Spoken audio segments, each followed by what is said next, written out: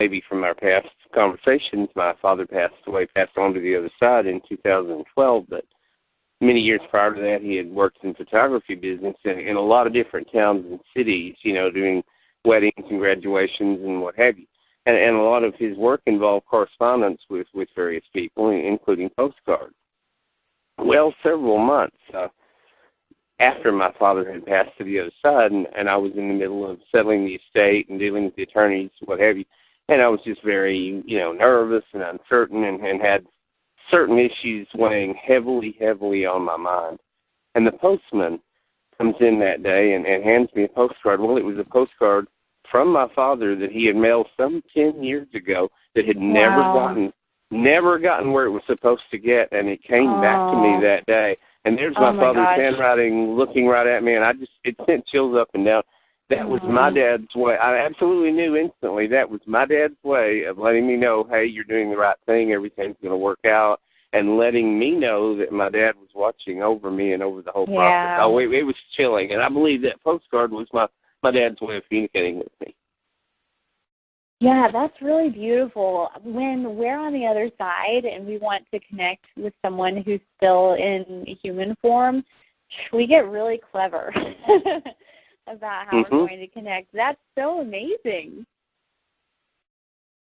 I'll never forget it. It really, and I had a peaceful feeling then the rest of that day because I knew, well, what I'm doing is the right thing and everything's going to work out. Yeah, your dad did a good job. Thank you. Yeah, because when we're studying about, especially with Dr. Michael Newton and his work, when we study about how we try to connect with the living when we're on the other side, apparently that's one of those skills that you really need to practice and cultivate. And newer souls might want to try to console the people who they've left behind, but it's a little bit of a challenge to break through and get to them. So it sounds like your dad, he's really experienced. He's very good. Like, he knows exactly how to do things and get right to you. So, yeah, he's in the advanced level. That's terrific. Thank you, Courtney. I love that. Well, Courtney, have any hypnosis miracles happened by accident? Yeah. I mean, there are plenty where people come and they tell me, okay, I've got these different issues. This is the intention that I would like to set, the goal that I would like to set for this particular session. And so there are a lot that we go after very proactively, but sometimes we end up getting those miracles quite by accident. And one that it tickles me so much because it's really not at all what she came to the session for. Her session purpose was that she's been really, really drawn to the Army her whole life. And so she was just curious, where does this draw come from? From the context of my current life, it doesn't really make any sense. And she's a graphic designer, so she didn't go into the Army or anything like that, but she is a graphic designer for the Army or for a contractor that works with the Army. So even in that way, she's still finding her way to working with them. So we end up going into a session, finding out where that connection comes from, and she goes into a memory from Vietnam, the Vietnam War, and she is an American soldier, and as you know, things were extremely stressful there. And so what she used to do as this gentleman, soldier back in Vietnam, what he used to do is he would take smoke breaks as a way to just have some time by himself, to just have some quiet. And that was, that few minutes each day where he could just do nothing and just feel normal. And so there was a lot of emotional impact that would go along with those smoke breaks in that particular lifetime. And so it was great finding out about her connection to the Army. I didn't really think anything of the emotional impact of the smoke breaks because that wasn't why we were there for the session. I was just excited. Oh, good. She finally knows she got her answer as far as why she's so connected or drawn to the Army. And so a few months later, I ended up emailing her. I was just like, hey, just checking in, wanted to see how you're doing. And she wrote back. She said, it's the strangest thing. I have not smoked at all since that session. And I was like, oh, okay. And then I don't know if she even made the connection, but luckily my mind went right to the connection. I said to her, I think it may have something to do with discovering the smoke breaks and the emotional connection that you had to those smoke breaks. And she's like, oh, right. It probably is connected to that. So, yeah, quite by accident. Because a lot of people will go to a hypnotherapist because they'd like to lose weight or improve their memory. And a lot of people go because they want to stop smoking. So we accidentally ended up helping her to stop smoking. It's interesting that you use that example because it reminds me of, and you're probably familiar with this instance also, during World War II, General Patton, who was very much aware of his previous lives as a soldier. He'd been a soldier many lifetimes. And during that North African campaign against the Nazis where Rommel was going to face off against him, Patton went into this area, into this terrain, and instantly knew, without a map, the terrain, where everything was going to be, where a certain road was going to be, where it was turned. And he said, I experienced this before as a Roman soldier. And so Patton was literally having the past life flashback, of that particular area. So once again, ties right in with what you were saying, ties right in with that. Yeah, and talk about a hypnosis miracle that really works out for you. It's just like, yeah, okay, absolutely. I got some serious inside information here. Right. Sometimes an instantaneous, conscious, lucid breakthrough like that. Right. We just accidentally or naturally went into a progression. We had never done that before. We had always either gone into the past or focused on higher wisdom connected to the current life. But this was one of those sessions where I just said, let's just see what happens. And so I go into the future, and I see myself in this future, 100 years or so into the future city, and I'm a maybe 8-year-old Japanese girl, and this is in Japan. And I'm thinking, I just booked this flight to Japan, and I'm thinking, Courtney, come on, get a little more creative here. Because I'm thinking, am I making this up that it's in Japan because I've got Japan on the brain? And so we continue to proceed through the session, and she asked me what's happening, and I'm having this fantastical experience where I am here on Earth in the future in this body of a Japanese girl, but I'm not really human. It's more like I'm masquerading as a human, even though I'm mostly a guardian from the spirit realm, which I know sounds trippy, but, weird stuff's happening all the time. We just don't know it. So I look like I'm a human, but I'm actually not. I'm a guardian for the area. And so we're finding out more information. I find out I'm a guardian that's supposed to help something that's a region that's larger than Japan but smaller than the continent of Asia. And it has something to do with protecting the region and helping people with regard to food. I don't have too many details about it. And so in addition to me thinking, okay, Courtney, you're making this up because you got Japan on the brain, and then to find out something like, okay, I'm going to be, and I don't know if alien's the right word, but I'm just going to use it because I don't know what else to say. I'm an alien masquerading as a human, and I'm here to help the planet. I'm like, whoa, what kind of ego do I have this morning? Where, it just seemed like such an ego-driven thing. Oh, well, what I'm going to do in my next life? I'm going to help a whole region in Asia with food as an alien. I felt crazy. And so I ended up seeing this really, really detailed vision of an incident that happens in a park there. And when I got home that day, I started to do a Google image search for different parks in Japan. And then to try to find it while I was there. And I was only going to be in Japan for 4 days. I had never been there before. And I was thinking, oh, Courtney, don't ruin your trip by searching for this park that may not even exist because you may have made it all up. I thought if I'm meant to find this park is going to find me. I will just end up there. And so the very first place that we ended up going to was Osaka Castle Park.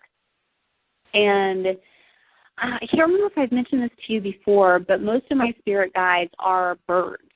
The very first spirit guide I ever saw is a Harris hawk.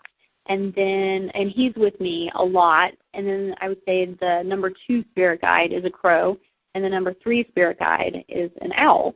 And so we get to Osaka Castle Park, and right away at the entrance, it's more, it's got trees rather than a castle. You walk through the trees to get to the castle. And so there are crows everywhere. And I'm thinking, oh, okay, all right, crows are in the house. Spirit guide number 2, fully represented. And so I'm getting closer to the castle and closer to the castle, and we're right next to it at this point. And it's in the middle of the day, and I don't know that owls come out during the day. Maybe they do. I always think of them as being nocturnal. And so my husband notices that standing on a sign is a real life owl, just sitting there on top of this sign. And he loves owls, and so he's like, look at this owl, it's so cute. I'm thinking, spirit guide number 3 is also here. I got number 2, I got number 3. What's that? There's your three confirmations from the universe right there. Oh, I don't know about the 3 confirmations from the universe. Is that something that's known as far as? It's right along what we're saying, what you're exploring, and it has to do with Carlos Castaneda, the mystic writer who wrote a number of books. I'm sure you're familiar with them, the Don Juan books.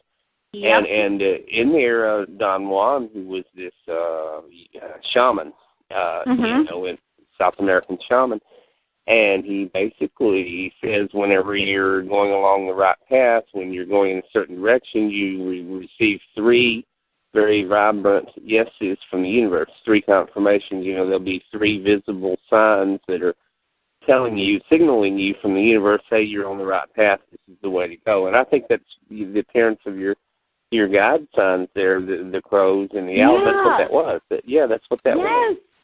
Well, that's really funny too, because the client who found that blue book with the golden letters, he's been trying to get me to read the Carlos. Is it Castaneda? Is that how you say his last name? Carlos Castaneda. Yes. Yep. He's been trying to get me to read those books. Read them. They're wonderful. Read them soon. Read them. They're wonderful. Yeah. One of them is called Journey to Ixtlan, Ixtlan. Yeah, they're just wonderful. That's the one he wants me to read. He told me to start with that one. I think he's probably going to listen to this interview, and I'm not even going to tell him that we're having this conversation. I'm just going to let him hear it by accident. This is really funny. Okay. Yeah, the universe really is not subtle with me. I love how he's like, you got to read this book, and you're like, hey, you got to read this book. Okay, universe, I don't even need a 3rd one. 2 is enough. I'll read the book. So the 3. So I see the crow, I see the owl, and so number 3 is coming. As my husband is taking a picture of this really cute owl that's sitting on the sign, I turn to my left a little bit, and about 30 feet to my left is not just a hawk, but there is a Harris hawk. So the exact same kind of hawk that is my primary spirit guide, and he's just resting on his owner's arm. So it's like this guy owns a hawk and decided to take him to a park that day. And so the hawk was there too, and I started thinking, man, this has got to be the same park that I saw in that vision. I mean, for all 3 of them to show up at the same time, like, this has got to be that park. It didn't really look similar, which was kind of confusing. But then when we exited out of the other side of the park, you go past the castle and you start to see the cityscape, and it was the same city. It was that same gray, right-angle, sort of futuristic-looking city. I'm just like, but you couldn't see it from the other side of the park. You could only see it after you went out. I'm just like, this is it. And so then then I Googled that park, but with the cherry blossoms blooming, and it did look the same. It's just that if you don't have cherry blossoms, it looks quite different. And yeah, so found the park. And so what really makes me happy about that particular session and then the hypnosis miracle that resulted from it is that was the session that I had the most doubts about, because I had been doubting, oh, am I thinking about Japan because I just booked that flight? And then I was doubting, okay, so I have this special role in the future. My ego is totally out of control today. I was really doubting it because it just seemed so grandiose. And so I would say to anybody who's doubting what is happening in their session, give it a chance. There's a real reason that what is coming into your session is absolutely there for a very good reason. So it's okay to have a little bit of doubt in your mind. I totally understand. I still do that. I mean, it's human nature to do that. But, yeah, I would say just give it a chance. Really open up to the miracle. And Dolores Cannon talks about this some, too, where when people will do their QHHT healings, they really connect very deeply with their soul self, and the soul self and the spirit guides and the universe will come in and will heal something that was wrong with them. Let's say something really, really measurable, like something physical, and they will receive that healing, and then the person, after the session is over, really starts to doubt and really starts to doubt and really starts to doubt. So they're temporarily better. Let's say that their knee hurt. And so they get all that healing. Their knee feels fine, but then the human part of them starts to doubt and starts to doubt and starts to doubt what happened, and then the knee pain comes back. So I would say really try to drop the doubt, because there's something real happening there. And if you doubt too much, you can actually start to reverse the good things that happened, because you're starting to bring that old energy back into the situation. That energy had been released, but you're bringing it back. So definitely try to drop all those doubts. It's really good for you to just believe and be really happy with the information that you're getting. Your account of the park and the three suns there in Osaka so remind me of, and I'm sure you're familiar with Dr. Wayne Dyer, and you may, I'm sure that many of your clients are too, many of our listeners, and I can't do this story justice the way Dr. Wayne Dyer told it, but I'll do my best. Mine will be a paraphrase, but I'm sure you can look it up. It was on some years ago, and it was a segment on PBS, and he was talking about something that he was coming out with at the time. I think it was a new series of videos or tapes or what have you, and they were trying to decide the cover, and he had an image in his mind of having a butterfly on the cover. And they went to this wonderful area. You may be familiar with this story.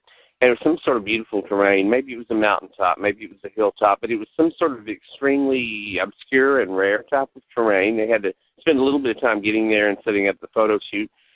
And he just took a deep breath and extended his hand, and this big, beautiful monarch butterfly came and just landed on the tips of his fingers. And it was exactly the type of butterfly that he had envisioned for this picture. And it just like, well, there's your sign. That's the universe, boom. Yeah. And like I said, I can't tell it as well as Dr. Wayne Dyer did. No, but that's that was good. It. I have chills. Welcome to Researcher 135's Community Call, Daily Talk, with host Rich Vernadeau. Daily Talk, Researcher 135's Community Call. Daily Talk is a weekly call-in talk show which airs on www.talkshow.com every Saturday night at 7 p.m. Central Time, 8 Eastern, and 5 Pacific. Call in your questions or comments, 724-444-7444 and call ID 137393 plus the #.